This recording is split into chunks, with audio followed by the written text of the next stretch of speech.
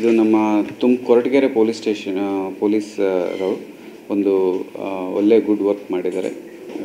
ಇದರಲ್ಲಿ ಆರೋಪಿ ಮಂಜೇಶ್ ಅಲಿಯಾಸ್ ಮಂಜೆ ಹೊಟ್ಟೆ ಮಂಜೆ ಅಂತ ಇವರು ಒಂದು ಅಕ್ಯೂಸ್ಡ್.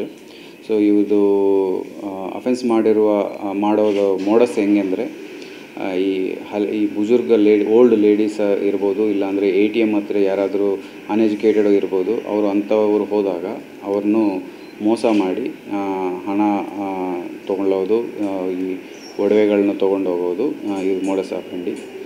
ಈಗಾಗಲೇ ನಮಗೆ ಕ್ರಿಮಿನಲ್ ಹಿಸ್ಟ್ರಿ ನೋಡುವಾಗ ತುಮಕೂರು, ಹೆಬ್ಬೂರು ಮತ್ತು ಕೊರಟಗೆರೆ ಪೊಲೀಸ್ ಸ್ಟೇಷನ್, ಮಧುಗಿರಿ, ಈ ಪೊಲೀಸ್ ಸ್ಟೇಷನಲ್ಲಿ ಟೋಟಲ್ ಒಟ್ಟು 7 ಕೇಸಸ್ನಲ್ಲಿ ಈಗಾಗಲೇ ನಮಗೆ ಬೇಕಾಗಿರುವುದು. ಎರಡನೇದು, ಇದು ಬಿಟ್ಟು ಔಟ್ಸೈಡ್ ತುಮಕೂರು, ಎಸ್ಪೆಷಲಿ ಬ್ಯಾಂಗ್ಳೂರು ಸಿಟಿಯಲ್ಲಿ ಟೋಟಲ್ 32 ಕೇಸಸ್ಸಲ್ಲಿ ಇವರು ಅಕ್ಯೂಸ್ಡ್ ಆಗಿದ್ದಾರೆ. ಸೊ ಈ ಎಲ್ಲ ಕೇಸಸ್ನಲ್ಲಿ ಈಗ ನಾವು ಅವರು ಕನ್ಸರ್ನ್ ಪೊಲೀಸ್ ಸ್ಟೇಷನ್ಸ್ಗೆ ಮಾಹಿತಿ ತಿಳಿಸ್ತೀವಿ. ಇವ್ರನ್ನು ಹೇಗೆ ಹಿಡ್ಕೊಂಡಿದ್ದಾರೆ ಅಂದರೆ, 20/6/24 ಈ DCC ಬ್ಯಾಂಕ್ ಕೊರಟಗೆರೆಯಲ್ಲಿ ಈ ಥರ ಒಂದು ಸೇಮ್ ಅಫೆನ್ಸ್ ಅಲ್ಲಿ ಬಂದಿರೋರಿಂದ ಹಣ ತೊಗೊಂಡು ಹೋಗ್ತಾರೆ.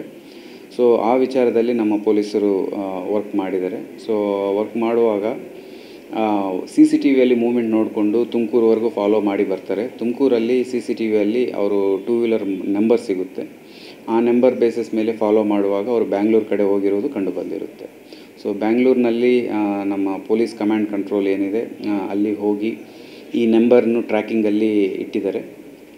ಟ್ರ್ಯಾಕಿಂಗಲ್ಲಿ ಇಡುವಾಗ ಅದು ಕನ್ಸಿಸ್ಟೆಂಟಾಗಿ ನಮ್ಮ ಸದಾಶಿವನಗರ ಮತ್ತು ರಾಮಯ್ಯ ಕಾಲೇಜ್ ಏರಿಯಾದಲ್ಲಿ ಬಂದಿತ್ತು.